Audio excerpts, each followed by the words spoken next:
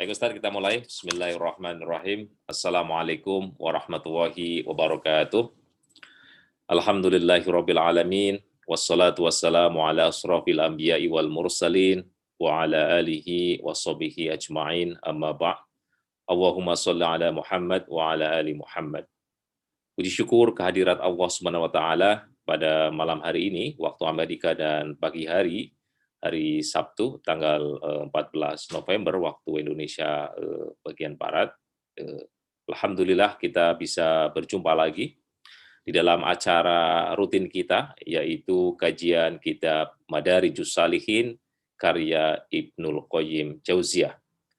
Dan alhamdulillah setelah 3 minggu kita tidak melakukan acara kegiatan rutin ini, kita bisa bertemu kembali untuk melanjutkan kajian kita mengenai persinggahan hati di dalam perjalanan menuju Allah. Dan ini merupakan inti dari kitab Madarijus Shalihin, di mana Ibnul Qayyim Al-Jauziyah menguraikan berbagai tahapan-tahapan, station-station, persinggahan-persinggahan yang harus dilalui oleh kita sebagai hamba Allah untuk menuju kepada Allah. Dan beberapa station atau persinggahan yang sudah kita kaji di dalam minggu-minggu sebelumnya adalah misalnya taubat, kemudian juga tekad. Saya agak lupa ini, saya bacakan misalnya al-azam, yaitu tekad, kemudian taubah, kemudian yakzah, kemudian juga basirah, dan itu adalah persinggahan-persinggahan yang sudah kita bahas pada minggu-minggu sebelumnya. Nah, untuk minggu kali ini kita akan membahas inabah kepada Allah dan urgensi tazakur dan tafakur. Jadi ini dua persinggahan baru yang akan kita dalami, yaitu tazakur dan tafakur. Nah, Bapak dan Ibu dimanapun berada yang dirahmati oleh Allah Subhanahu wa taala, apakah itu tazakur dan apakah itu tafakur? Nah, kita sudah ada di tengah-tengah kita, Ustadz Mutahhir Arif. Assalamualaikum Ustadz. Warahmatullahi wabarakatuh. Apa kabar Ustadz?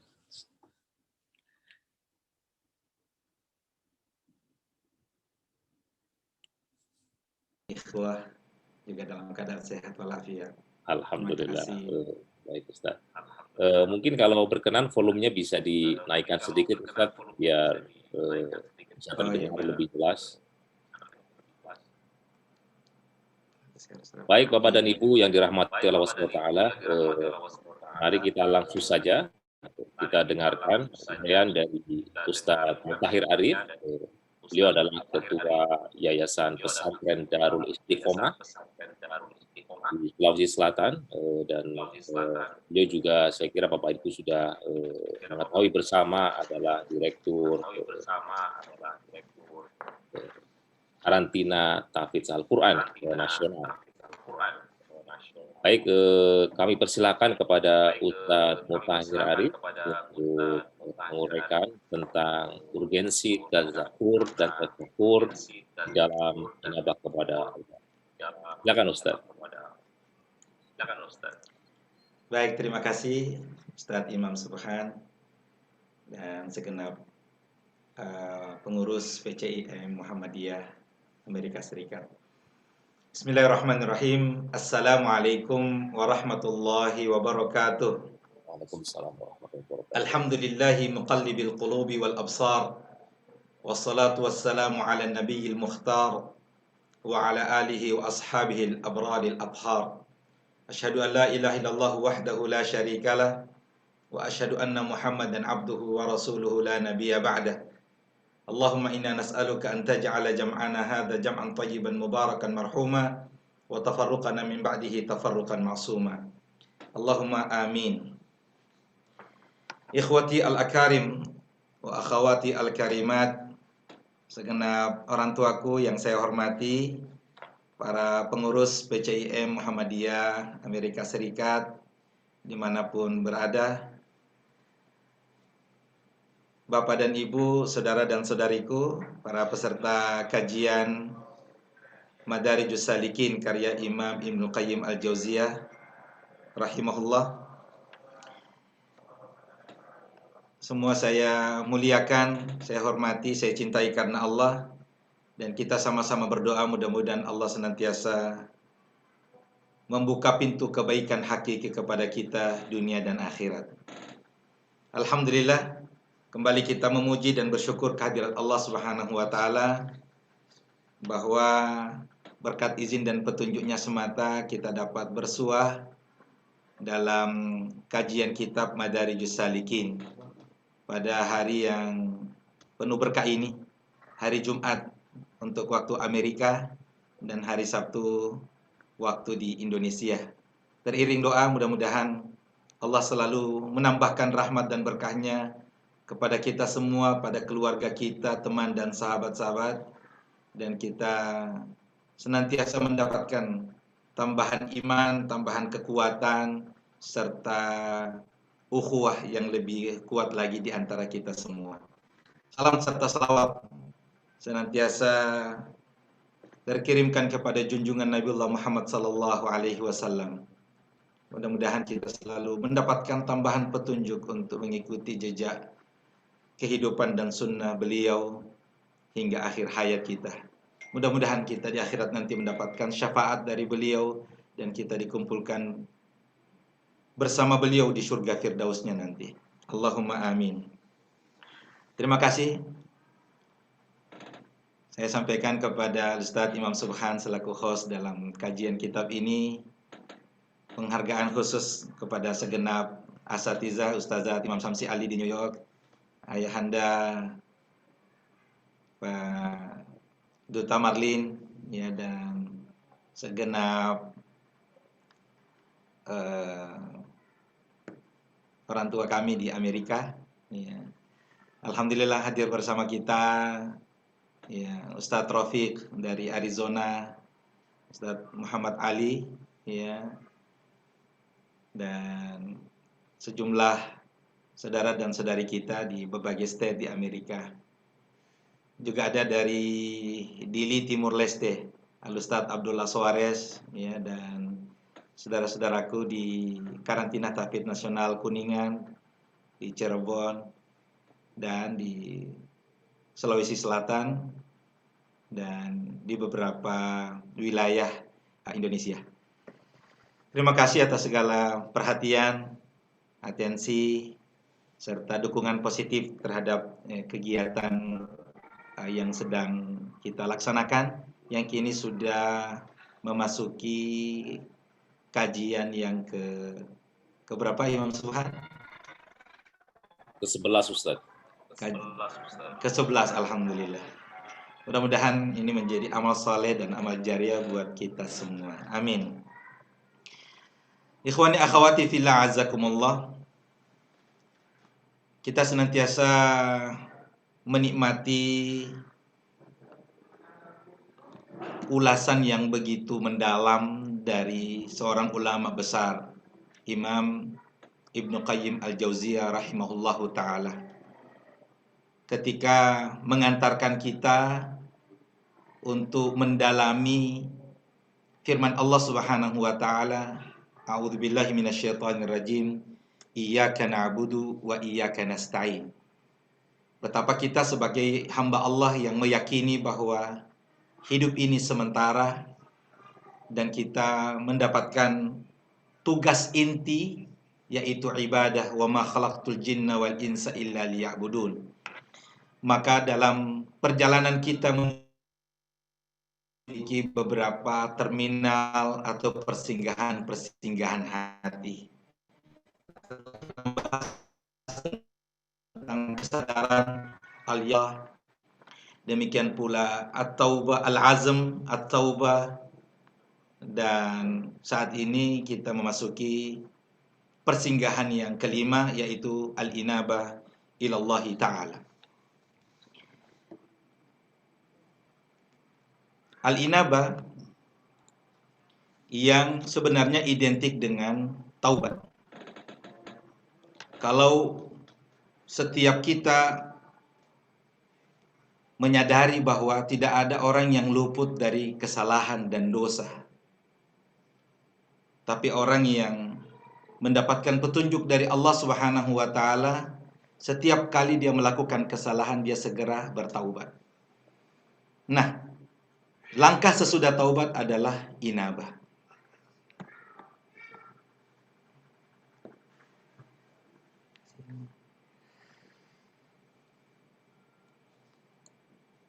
Di dalam surah Az-Zumar, Allah Subhanahu wa taala mewajibkan kita untuk senantiasa kembali kepada Allah. Wa anibu ila rabbikum, dan kembalilah kalian kepada Tuhan. Siapa saja yang berada di persinggahan taubat, berarti dia berada di seluruh persinggahan-persinggahan al-Islam. Sebab taubat sudah meliputi segalanya. Hampir tidak ada tempat dan waktu dalam 1 kali 24 jam kecuali Allah Subhanahu wa taala menanti hambanya, siapa yang mau bertaubat kembali kepadanya dengan memperbanyak istighfar kepada Allah Subhanahu wa taala. Jika kaki seorang hamba sudah mantap berada di tempat persinggahan taubat, maka setelah itu dia beralih ke tempat persinggahan al-inabah, yaitu sekali lagi kembali kepada Allah Subhanahu wa taala.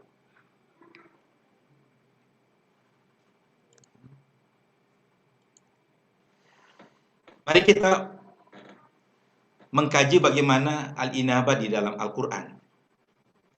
Allah Subhanahu wa taala mengabarkan bahwa bagi orang yang mau mengambil pelajaran dari ayat-ayat Allah Subhanahu wa taala dan menjadikannya sebagai peringatan adalah orang-orang yang kembali kepadanya. Poinnya adalah hanya orang-orang yang melakukan inabah saja yang kemudian mau membuka Al-Quran, yang sadar dan yakin bahwa Al-Quran adalah sumber ketenangan jiwa, percaya betul bahwa dengan kita membuka dan membaca ayat-ayat Al-Quran, kita akan menemukan kebahagiaan. Dan kita sampai pada keyakinan bahwa ini yang akan mengantarkan kita kepada keselamatan yang sesungguhnya. Nah, karena itu setiap ayat tersebut menjadi sesuatu hal yang spesial untuk dihayati, direnungkan isi dan kandungannya. Mari kita surah Qaf ayat 6 dan sampai ayat 8. A'udzubillahi minasyaitonirrajim. Afalam yanzuru ila as-sama'i fawqahum kaifa banaynaha wa zayyanaha ma lahum min furuj. Maka apakah mereka tidak melihat langit yang ada di atas mereka, bagaimana kami, kata Allah Subhanahu wa taala, meninggikannya dan menghiasinya, dan di langit itu tidak mempunyai retak-retak sedikit pun. Subhanallah. Wal arda madadnaha wa alqaina fiha rawasiya wa ambatna fiha min kulli zawjin bahij. Dan kami, kata Allah, menghamparkan bumi itu dan kami letakkan padanya gunung-gunung yang kokoh, dan kami tumbuhkan padanya segala macam tanaman yang indah dipandang mata. Tafsiratan wa dzikra likulli 'abdin munib. Semua itu untuk apa? Adalah untuk menjadi pelajaran dan peringatan bagi setiap hamba yang inabah, yang kembali kepadanya. Hanya orang yang kembali yang dapat menikmati Al-Quran, yang dekat dengan Al-Quran, selalu mau membersamai Al-Quran, selalu terdorong untuk mau membuka Al-Quran, dan merasa rugi kalau berlalu waktu 1 jam, 2 jam, belum juga membaca 1-2 ayat, apalagi sampai malam, lalu belum membacakan secara positif ayat-ayat Al-Quran tersebut. Demikian pula Allah Subhanahu wa taala mengabarkan bahwa pahala dan surga yang diberikan kepada orang-orang yang takut dan juga kembali kepadanya. Bahwa orang yang dapat menghadirkan gambaran surga itu hanya orang yang benar-benar memiliki rasa takut kepada Allah Subhanahu wa taala. Orang yang bisa membayangkan bahwa surga itu adalah kenikmatan yang tiada tara, yang sepatutnya menjadi cita-cita tertinggi bagi setiap hamba yang beriman, itu yang kemudian hanya dapat dirasakan bagi orang-orang yang selalu kembali kepadanya. Di dalam surah Qaf ayat 31 Allah berfirman, wa uzlifatil jannatu lil muttaqina ghaira ba'id. Dan didekatkanlah surga itu kepada orang-orang yang bertakwa, pada tempat yang tidak jauh dari mereka. Hadza ma tu'aduna likulli awwabin hafiz. Inilah yang dijanjikan kepadamu, yaitu kepada setiap hamba yang selalu kembali kepada Allah. Allah benar-benar membuktikan apa yang dijanjikannya kepada orang-orang yang selalu bertaubat, selalu kembali kepada Allah Subhanahu wa taala. Bagaimana ciri orang yang kembali itu? Man khasyiyar rahmana bil ghaib wa jaa biqalbin munib. Yaitu orang-orang yang selalu takut kepada Allah yang Maha Pemurah, sedang dia tidak kelihatan, dia gaib olehnya, dan dia datang dengan hati yang kembali kepadanya. Sehingga dikatakan, udkhuluha bisalam, dzalika yaumul khulud. Masuklah ke surga dengan aman. Kita berdoa mudah-mudahan Allah Subhanahu wa taala benar-benar menganugerahkan surga yang penuh dengan kenikmatan kepada kita semua. Ikhwani akhwati rahimakumullah. Dalam pembahasan tentang inabah kepada Allah, Allah juga mengabarkan bahwa kabar gembira itu diberikan kepada orang-orang yang kembali kepadanya. Perhatikan lanjutan firman Allah Subhanahu wa taala di dalam surah Az-Zumar. Walladzina ijtanabut taghut ay ya'buduha wa anabu ila Allahi lahumul busyra fabashshir ibad. Orang-orang yang menjauhi taghut, jauh dari kemusyrikan, tidak menyembah selain Allah Subhanahu wa taala dan selalu kembali kepada Allah, sampaikanlah kepada mereka kabar gembira.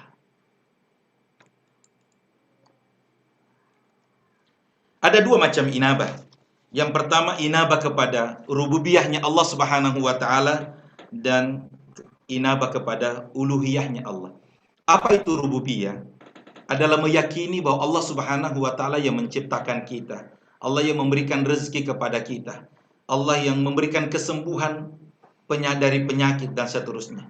Tapi itu bukan merupakan jaminan seseorang memiliki tauhid yang sempurna, yang membuktikan ibadahnya semata kepada Allah Subhanahu wa taala, dan itulah yang disebut dengan uluhiyah. Inabah kepada rububiyah Allah ini merupakan inabah semua makhluk, siapapun, muslim atau kafir, orang baik ataupun orang jahat. Sebagaimana firman Allah Subhanahu wa taala, idza massan nasu durrun da'u rabbahum munibina ilaih. Dan apabila manusia disentuh oleh bahaya, ditimpa satu penyakit, ada malapetaka, mereka secara spontan, secara alamiah menyeru Tuhannya dan kembali kepadanya. Ya. Ini merupakan hak siapapun yang berdoa kepada Allah saat dia mendapatkan bahaya. Inabah ini tidak mengharuskan adanya Islam, karena itu juga meliputi orang-orang musyrik atau orang-orang kafir. Allah Subhanahu wa taala berfirman tentang mereka, "Tsumma idza adzaqahum minhu rahmatan idza fariqum minhum bi rabbihim yusyrikun."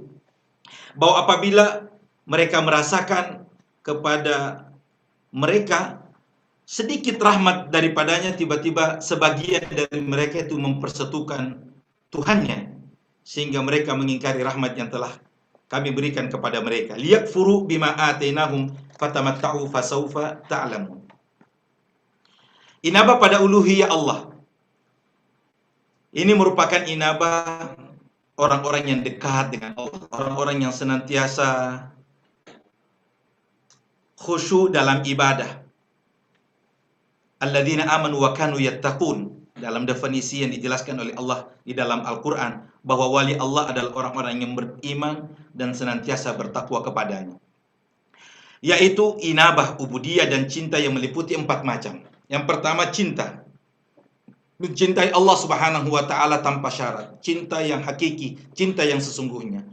Yang kedua, tunduk, al-khudu', tunduk kepada Allah Subhanahu wa taala, rela, ridha untuk menerima segala ketentuan, segala kewajiban yang dibebankan oleh Allah kepadanya.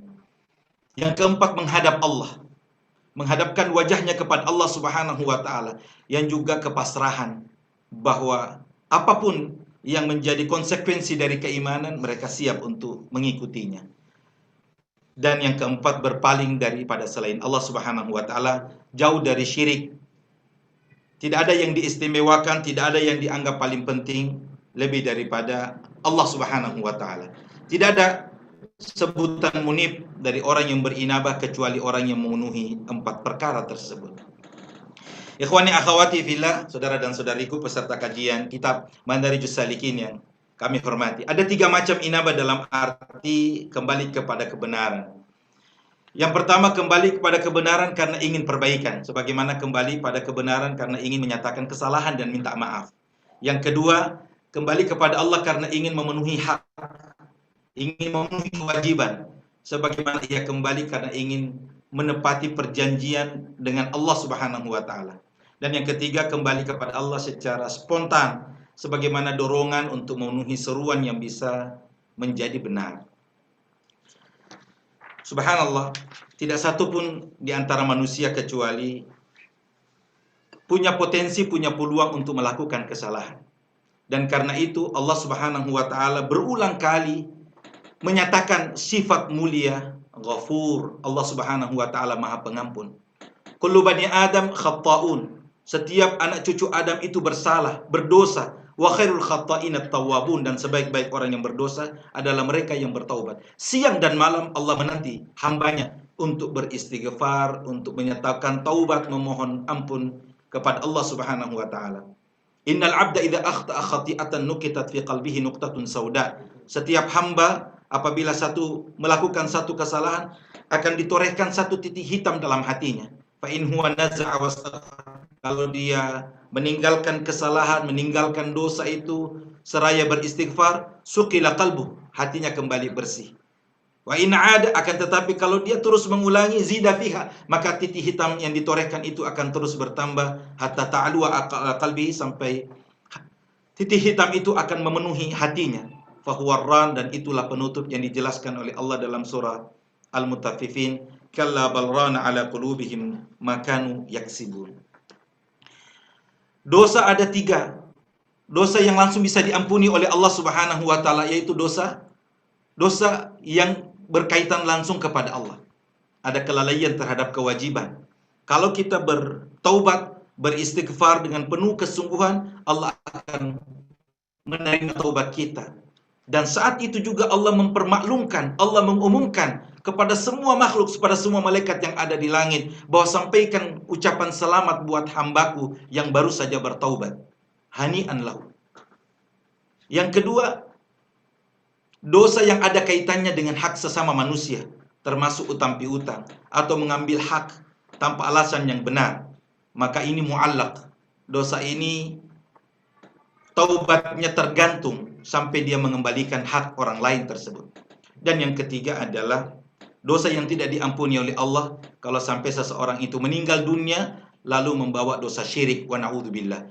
Innallaha la yaghfiru an yushraka bihi wa yaghfiru ma duna dzalika liman yasha. Mudah-mudahan Allah Subhanahu wa taala senantiasa menjauhkan kita dari semua bentuk dosa tersebut sehingga kita kembali dalam keadaan husnul khatimah.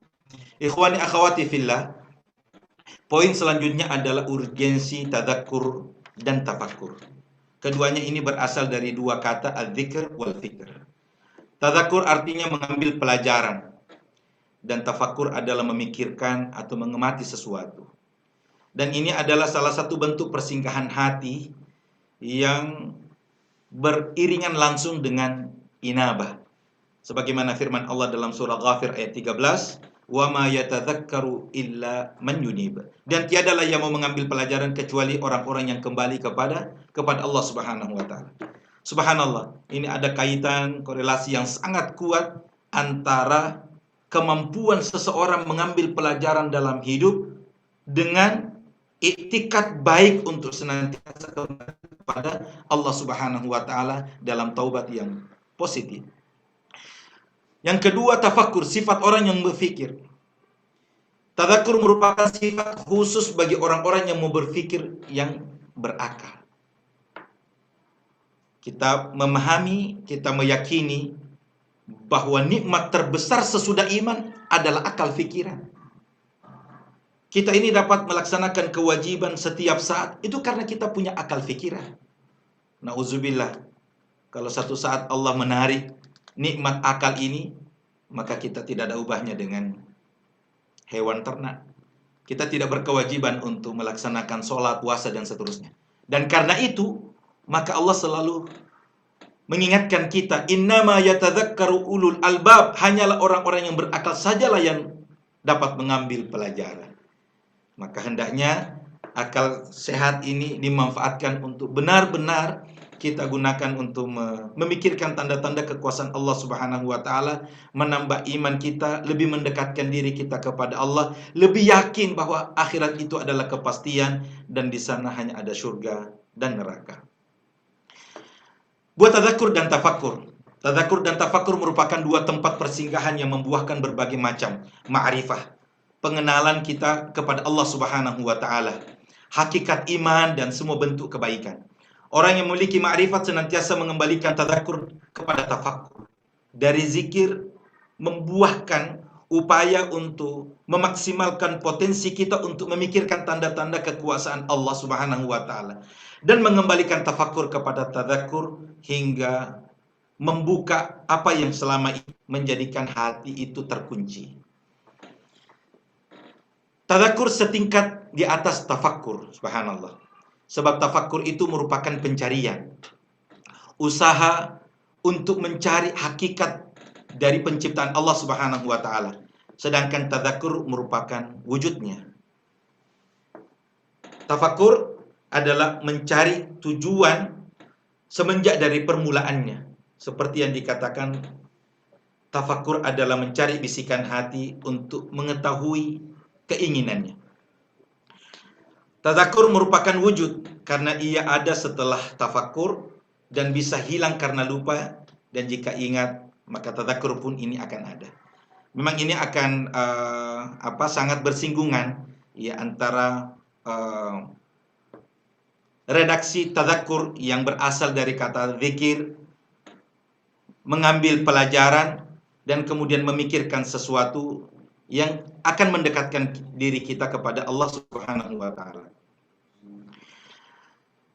Dari kata zikir, tadzakur itu ada kebalikan dari lupa.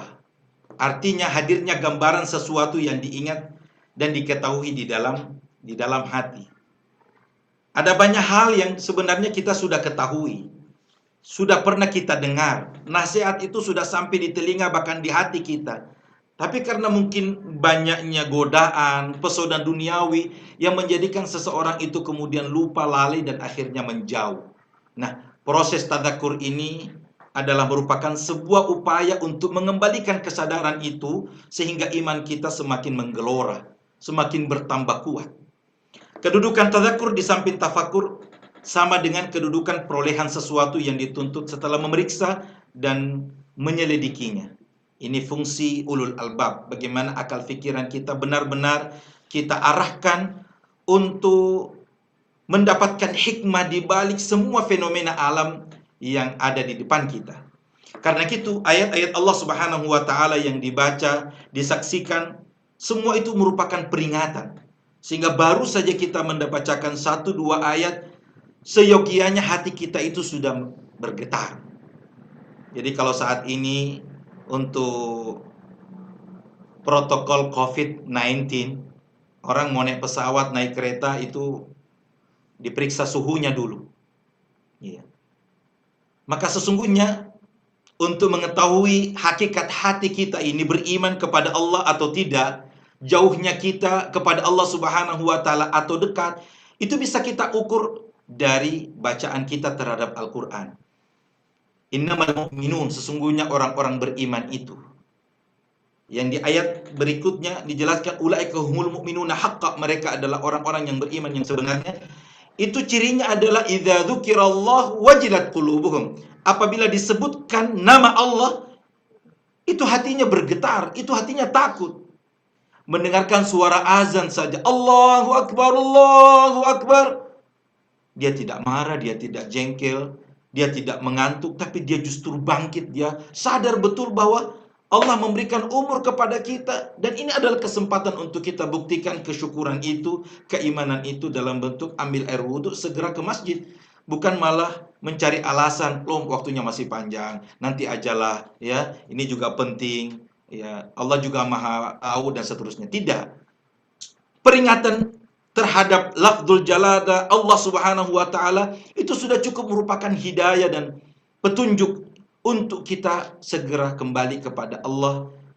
Kita lakukan dalam bentuk ruku dan sujud zikir kepadanya.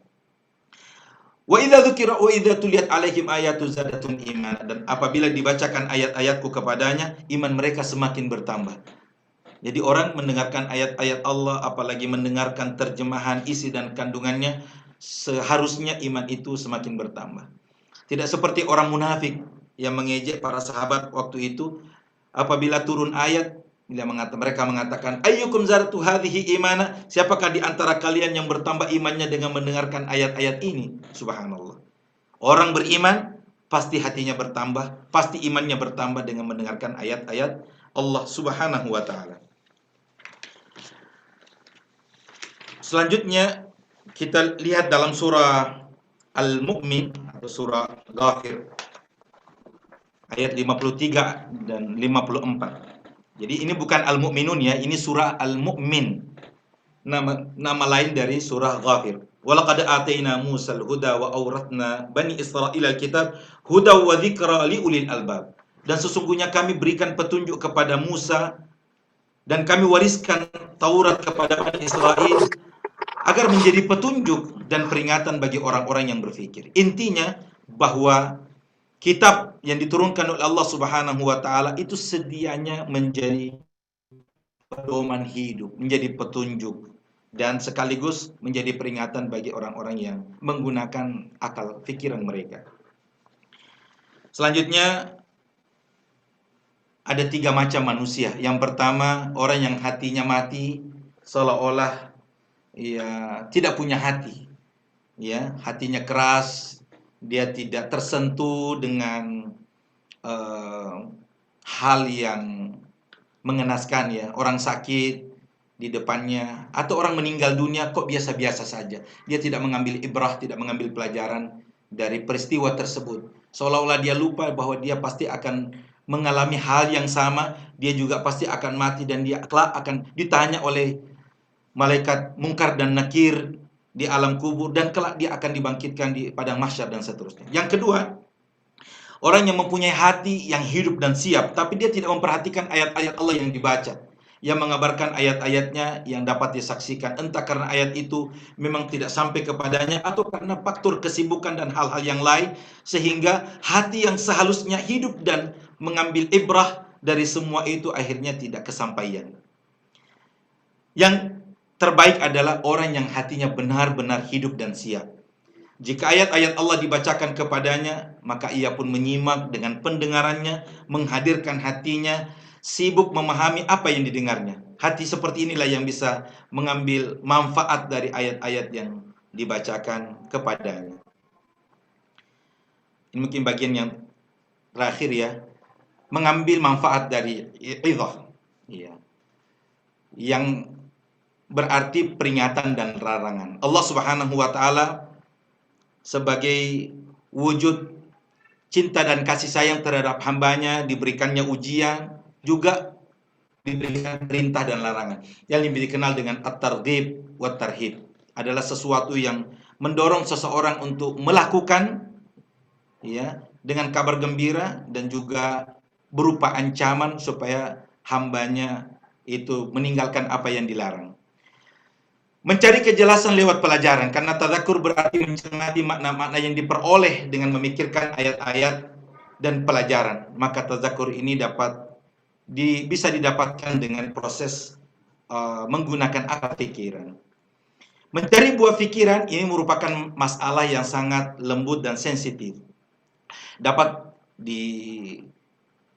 dipetik dengan 3 cara. Tidak mengumbar harapan dan menyimak Al-Quran dan meninggalkan 5 perkara yang merusak hati. Nanti kita jelaskan lebih rinci lagi. Apa 5 perkara yang dapat merusak hati? Yang pertama, banyak bergaul, ya, mengumbar angan-angan, bergantung kepada selain Allah, terlalu banyak makan dan minum, dan juga terlalu banyak tidur. Ya, ini yang bisa merusak hati.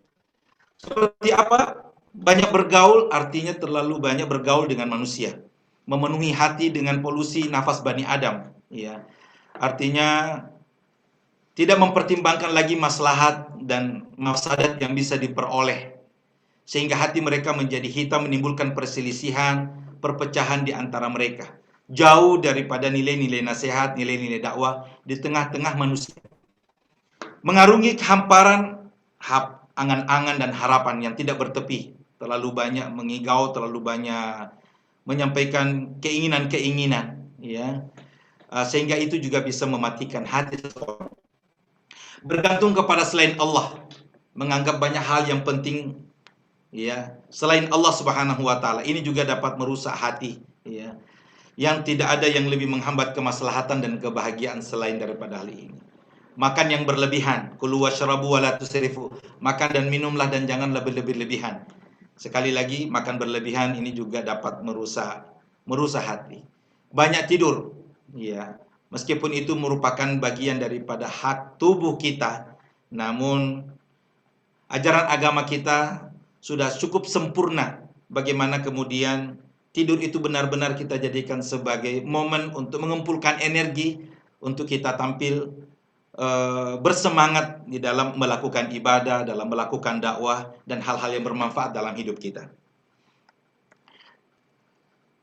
Mudah-mudahan dengan pelajaran, ya, hal-hal yang bisa menguatkan iman kita dalam bentuk tadzakur dan tafakkur, serta menjauhkan diri dari hal-hal yang bisa merusak hati, ini semakin mendekatkan diri kita pada kesadaran betapa iyyaka na'budu wa iyyaka nasta'in sebagai sarana yang mengantarkan kita kepada keselamatan dan kesuksesan hakiki di dunia dan di akhirat.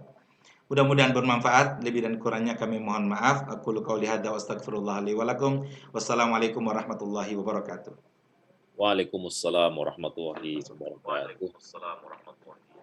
Terima kasih Ustadz Mutahir atas uraiannya mengenai inabah, kemudian tazakur, kemudian tafakur. Dan bagi Bapak dan Ibu yang baru saja bergabung di kajian ini, sedikit kami sampaikan kembali bahwa tadi Ustadz Mutahir Arif menguraikan tentang inabah. Inabah itu artinya kembali kepada Allah atau kembali kepada jalan kebenaran. Dan kelanjutan dari inabah ini, yaitu kembali kepada Allah dan kembali kepada kebenaran ini, itu ditempuh dengan tazakur dan tafakur. Nah, ini memang dua istilah yang agak mirip-mirip dari bunyi bahasanya, bunyi katanya, fonetiknya juga mirip-mirip, tazakur, tafakur. Jadi memang bagi Bapak dan Ibu yang tadi mendengarkan secara sama, tazakur tadi adalah mengambil pelajaran, dan ini bisa ditempuh dengan tafakur, yaitu memikirkan dan atau mengamati. Dan tadi beliau juga sudah menguraikan banyak hal tentang bagaimana kita bisa menjalani proses tazakur dan tafakur ini. Ada 5 hal tadi terakhir yang disampaikan oleh Ustadz Mutahir Arif, dan memang menarik sekali yang mungkin kita bisa diskusikan bersama mengenai bagaimana kita bisa menjaga hati agar tetap bisa tazakur dan tafakur ini. Salah satunya adalah jangan banyak bergaul. Nah, ini kan bagaimana kita bisa bersosialisasi dengan baik dan benar, kemudian juga kurangi banyak makan dan tidur. Nah, ini juga mungkin evaluasi buat saya sendiri, Ustaz. Barangkali mungkin tidurnya saya perlu dikurangi atau makannya juga banyak puasa gitu ya, Ustaz. Kalau Senin Kamis belum cukup, kalau perlu Daud, Ustaz. Kemudian juga namanya tadi tidak bergantung selain kepada Allah Subhanahu wa taala. Dan ini saya kira juga fondasi yang sangat utama di dalam iyyaka na'budu wa iyyaka nasta'in. Jadi itu tadi Bapak dan Ibu dirahmati Allah Subhanahu wa taala dimanapun berada yang disampaikan oleh Ustadz Mutahir Arif. Kami mengundang Bapak dan Ibu yang hadir di Zoom ini bisa menyampaikan langsung jika ingin berpendapat, mengajukan pertanyaan, atau mungkin menyampaikan pikiran di dalam Zoom ini bisa berbicara langsung kepada Ustaz Mutahir Arif ataupun bisa menuliskan di chat di Zoom ini. Dan bagi Bapak dan Ibu yang mengikuti kajian ini melalui Facebook secara live, bisa menuliskan pendapat atau pertanyaan di kolom komentar di Facebook. Silakan Bapak dan Ibu.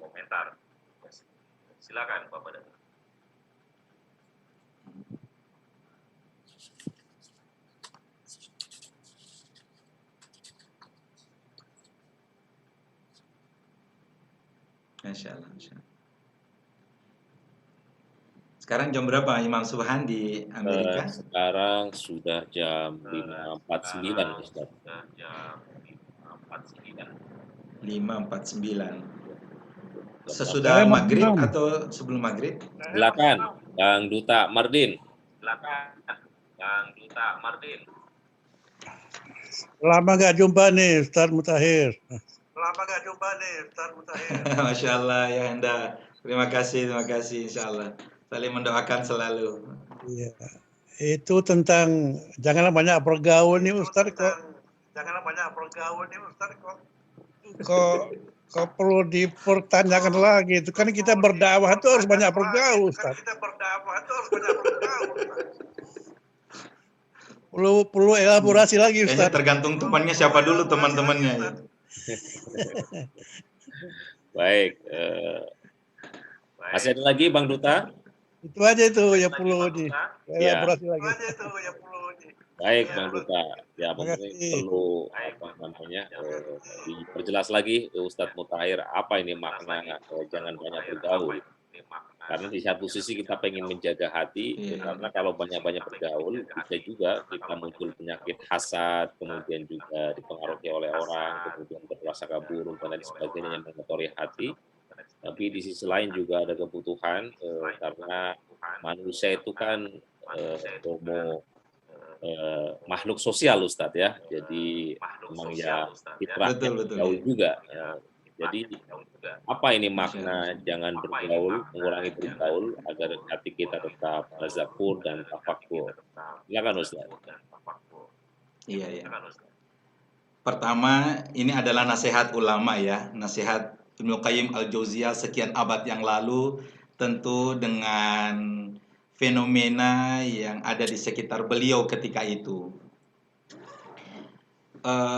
Tapi kita bisa mengambil pelajaran ya, bahwa kemungkinan yang dimaksud banyak bergaul ini adalah ketika kita mendahulukan sesama manusia lalu lupa apa yang menjadi hak kita, lupa terhadap hak keluarga kita, dan lupa apa yang menjadi haknya Allah Subhanahu wa taala untuk kita berzikir, untuk kita banyak berdoa dan seterusnya. Apatah lagi kalau pergaulan itu kita tidak bisa pilih dan memilih mana yang bisa mendatangkan manfaat, mana yang bisa menjadi objek dakwah kita. Jadi semata-mata hanya menghabiskan waktu untuk mengikuti apa yang menjadi keinginan, lalu memaksa diri untuk menyesuaikan diri kita dengan penilaian terhadap orang. Dan sekali lagi itu bisa melemahkan iman kita, bisa menodai kesucian hati kita. Sehingga apa yang menjadi patokan kita adalah keteladanan.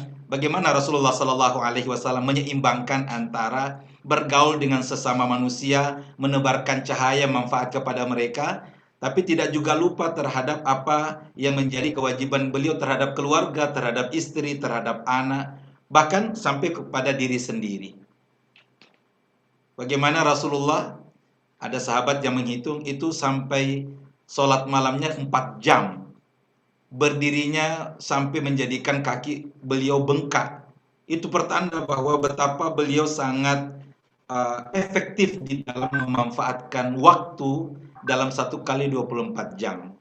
Sehingga istilah terlalu banyak bergaul itu kemudian kita harus terima sebagai satu nasihat yang positif ya, untuk keseimbangan at-tawazun fil hayat, keseimbangan dalam hidup kita.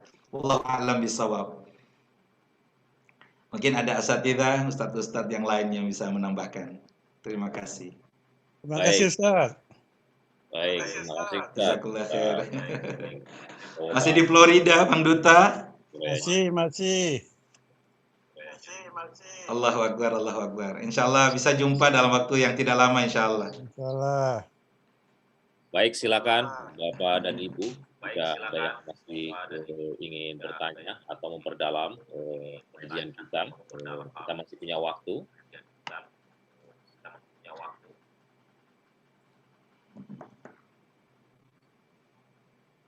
Baik Ustadz, sepertinya Ya, tidak ada pertanyaan lagi. Mungkin baik. kita akhiri kajian pada malam hari ini. Tapi sebelum kita Baik, mengakhiri kajian pada malam hari ini sekedar juga untuk mengingatkan kepada Bapak dan Ibu, insya Allah dalam waktu yang tidak lama lagi kita akan menyelenggarakan Muhammadiyah Convention Program pada hari Sabtu tanggal 28 November 2020, jadi sekitar 2 minggu lagi ke depan.